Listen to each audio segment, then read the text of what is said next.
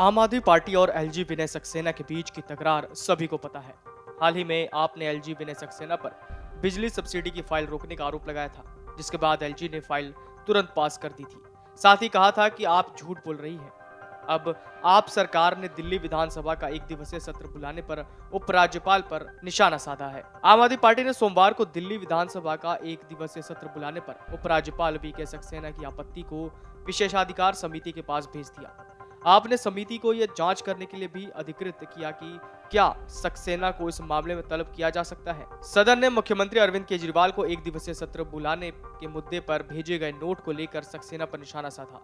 दिल्ली की 70 सदस्यीय विधानसभा में आपके 62 सदस्य हैं। सत्तारूढ़ दल आपके विधायकों ने आरोप लगाया कि सोमवार को विधानसभा का सत्र बुलाने पर सक्सेना की आपत्ति सदन का अपमान है और ये उनके संवैधानिक पद के अनुरूप नहीं है। सदन की बैठक की अध्यक्षता कर रही दिल्ली विधानसभा के उपाध्यक्ष राखी बिरला ने आरोप लगाया कि सदन की गरिमा और शक्ति कम करने के प्रयास किए जा रहे हैं। उन्होंने इस मामले को विधानसभा की विशेषाधिकार समिति के पास भेजने का भी आदेश दिया। बिरला ने कहा कि समिति को इस बारे में भी गौर करना चाहिए कि क्या उपराज्यपाल को इस मामले में तलब किया जा सकता है। उपराज्यपाल सक्सेना ने राज्य विधानसभा का एक दिवसीय सत्र बुलाने में प्रक्रियागत खामियों को लेकर रविवार को चिंता जताई थी। उन्होंने सवाल किया था कि दिल्ली मंत्रिमंडल के फैसले के अनुसार सत्र के सत्रावसान और एक दिवसीय सत्र बुलाने का प्रस्ताव पेश करने के बजाय जीएनसीटीडी अधिनियम 1991 के किस प्रावधान के तहत 7वीं विधानसभा के चौथे सत्र के दूसरे भाग का सत्र आहूत किया गया। उन्होंने सरकार को सलाह दी, उचित प्रक्रिया का पालन किए बिना 17 अप्रैल को चौथे सत्र का प्रस्तावित दूसरा भाग आहूत किया जा रहा है, जो नहीं बुलाया जाना चाहिए। सदन की बैठक की अध्यक्षता कर रहे बिरला ने मामले को विशेषाधिकार समिति के पास भेज दिया। उन्होंने कहा समिति को जांच करनी चाहिए और रिपोर्ट देनी चाहिए कि क्या विशेषाधिकार का हनन और अवमानना हुई है और क्या माननीय उपराज्यपाल को समिति के समक्ष तलब किया जा सकता है।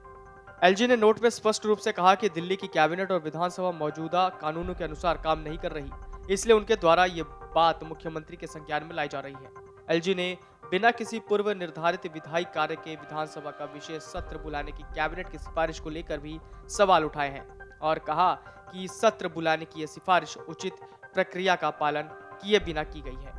एलजी की तरफ से जताई गई आपत्ति का जवाब देते हुए दिल्ली सरकार के मंत्री सौरभ भारद्वाज ने कहा कि मैं एलजी को नियमों की स्थिति से अवगत कराना चाहूंगा। दिल्ली विधानसभा में प्रक्रिया और कार्य संचालन के नियमों के तहत स्पीकर के पास सदन को अनिश्चितकाल के लिए स्थगित किए जाने के बाद किसी भी समय सदन की बैठक बुलाने की पावर है।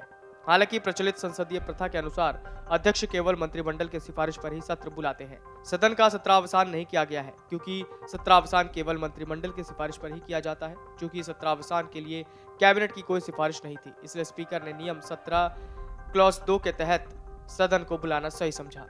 Video desk Amarujala dot com. मन से उजाला कर चले, मन से उजाला कर चले, एक अमर उजाला कर चले, उजाला कर चले।